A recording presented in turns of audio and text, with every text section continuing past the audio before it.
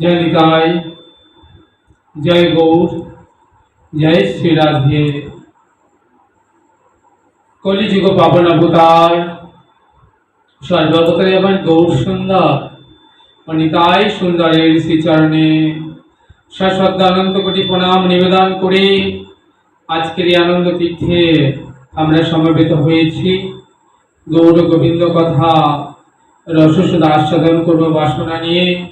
করুণার করুণালয় পৌঁছেছি গৌর সুন্দর পরমহংস চূড়ামণি পরম পূজ্যপাদ আচার্য বরেন্দ্র কৃষ্ণ লীলাদত্ত রসিজ্ঞ মুনি সপ্তম মায়ামুক্ত পুরুষ শিল সুখদেব গোস্বামী চরণ পবিত্র গঙ্গার তীরে ৬০,০০০ সন্ত মুনি ঋষিগণের পরিবেষ্টিত ভাগবতী আসরে ব্রহ্ম শাপগ্রস্ত মৃত্যু মুখ পথযাত্রী ভাগবত ভগীরথ মহারাজ পরীক্ষিতকে নিরন্তর অমৃতময়ী ভাগবত কথা রসসুধা আস্বাদন করিয়ে চলেছেন।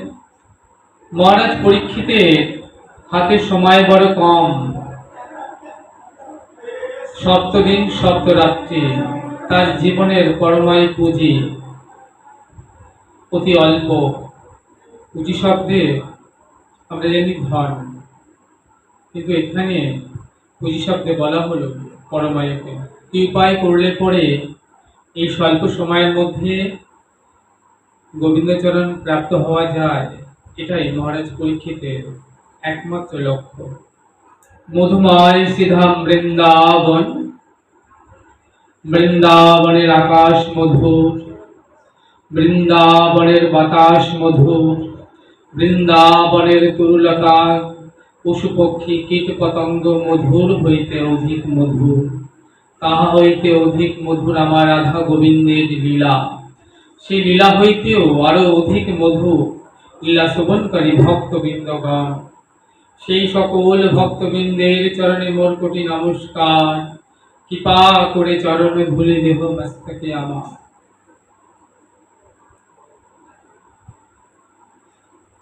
পূর্ণ পূর্ণতম ভগবান বোজসত নয়, যিনি মা যশোদার আনন্দ ঘন নয়ন মণি, যিনি ব্রজজন প্রাণ গোপিকা জীবন রাধিকা রমন।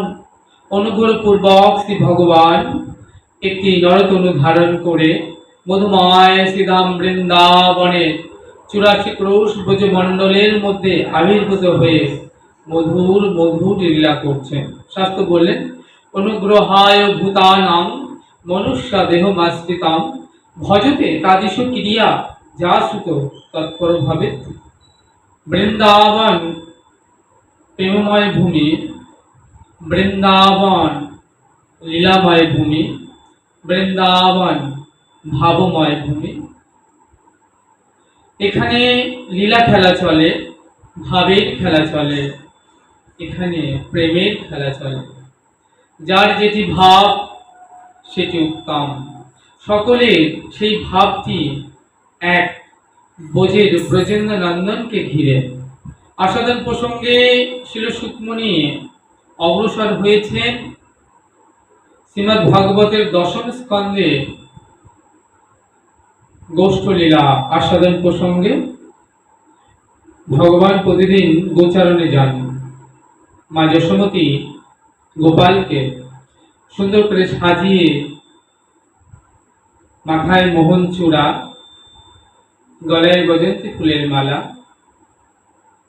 পরনে পীতাম্বর, হাতে বাঁশি, মুখে মধুর হাসি, সুন্দর করে সাজিয়ে গুছিয়ে বলরামের হাতে সমর্পণ করে দেন। বলে, বলাই তুই আমার গোপালকে কাছে কাছে রাখবি, চোখে চোখে রাখবি।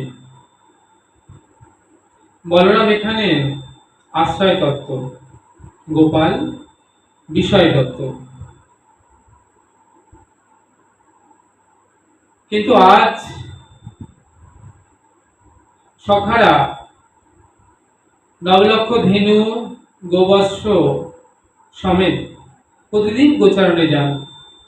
গোচারণে গিয়ে তারা কত রকম খেলা খেলে। চোর চোর খেলা, ভাঙা গড়া খেলা, লুকোচুরি খেলা। খেলায় হারও হয়, আবার জিতও হয়। যখন সখারা হেরে যায়, তখন বলাই দাদা বলে রাখালদের, শোন, তোরা হলি সব রাখাল, আর কানাই হলো রাখাল রাজা। তাহলে তোরা সব প্রজা, আর কানাই হলো রাজা। তাহলে প্রজাদের কর্তব্য হলো রাজাকে কাঁধে চাপানো, কাঁধে করা। তাই প্রত্যেকদিন সখারা কানাইকে কাঁধে নেয়, কিন্তু কানাইয়ের কাঁধে আর তাদের চড়া হয় না। আজ সখাদের মনে বড় আনন্দ। কেন না, আজ দাদা বলরামের জন্মদিন। তাই রোহিণী মাতা বলরামকে আজ আর বসতে যেতে দিলেন না। তাই সখাদের মনে বড় আনন্দ। তাহলে প্রত্যেকদিন যে গোচারণে যান সখারা, সেদিন কি আনন্দ হয় না? বলে হয়তো, আজকে যেন অধিক আনন্দ। কারণ প্রত্যেকদিন গোচারণে গিয়ে সখারা কানাইকে কাঁধে চড়ায় বটে, কিন্তু কানাইয়ের কাঁধে আর চড়া হয় না। তারা একটা ফন্দি আটছে মনে মনে, যে আজ তো আর বলাই দাদা নেই, আজ কানাইয়ের কাঁধে চাপবো। তাই তারা একটা ফন্দি এঁটে কানাইকে গোষ্ঠে নেবেন বলে তারা মা যশোমতীর কাছে এলেন। কিন্তু মা যশোমতী আজ আর আদরের নীলমণিকে গোষ্ঠে যেতে দেবেন না। কেন না, তিনি এক অমঙ্গলের স্বপ্ন দেখেছেন। এক বিষধর ভয়ানক সর্প যেন গোপালকে দংশন করছেন। মহাজন মূর্তিমন্ত হয়ে বললেন, ওমা, তুমি তোমার গোপালকে নিয়ে দুশ্চিন্তা করছো মা? সর্বমঙ্গল যার চরণে বাধা, তাকে নিয়ে আজ মায়ের বড় দুশ্চিন্তা। মহাজন বললেন, ওমা, একটা বিষধর সর্প কেন, হাজার হাজার লাখ লাখ বিষধর সর্প যদি গোপালকে দংশন করে, তিনি হলেন অমৃত, আর সেই অমৃতের পরশে সেই বিষও অমৃতময় হয়ে যাবে। তাই তুমি কোনো চিন্তা করো না মা। সখারা এসেছেন কানাইকে গোচারণে নিয়ে যাবেন বলে। তাই সখারা মায়ের কাছে অনুনয় করছেন, ওমা, কানাইকে সাজায় দে মা, আমরা গোচারণে নিয়ে যাই। মা বললেন, কি বললি শ্রীরাম, গোচারণে যাবে আমার ঘনশ্যাম? না, আজ আমি আমার গোপালকে গোষ্ঠে যেতে দেব না। সখারা কানাইয়ের কাছে এসছে গুটি গুটি পায়ে, বলছে, ভাই কানাই, আজকে তুই গোষ্ঠে যাবি না রে ভাই? কানাই বলছে, ওরে শ্রীরাম, আমি তো গোষ্ঠে যেতে চাই, কিন্তু মাকে না বলে কেমন করে আমি গোষ্ঠে যাব বল ভাই? মাকে না বলে গেলে যেই মা ক্ষণিক অদর্শনে হাতে বিষের বড়ি নেয়, সেই মাকে না বলে আমি কেমন করে গোষ্ঠে যাই বল ভাই? মহাজন বললেন, এই সংসারে এমন মাও আছে, যেই মা যদি সন্তান একটু বাড়ি ফিরতে দেরি করে বা অদর্শন হয়, তাহলে সন্তানের জন্য দুশ্চিন্তা করে বটে, সন্তানের জন্য অপেক্ষা করে বসে থাকে বটে, কিন্তু তারা কেউ হাতে বিষের বড়ি নেয় না। কিন্তু এখানে কানাই বলছে,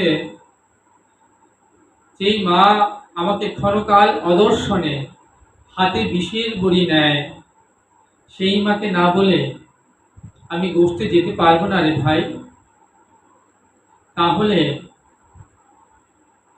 আমাকে অদর্শনে মরিবে মরিবে মোর মা, নিশ্চয়ই মরিবে, আমি বাঁচিব কেমনে বল, আমি পড়িব মহাসংকটে। মহাজন বললেন, ধন্য মা, ধন্য তোমার বাৎসল্য প্রেম।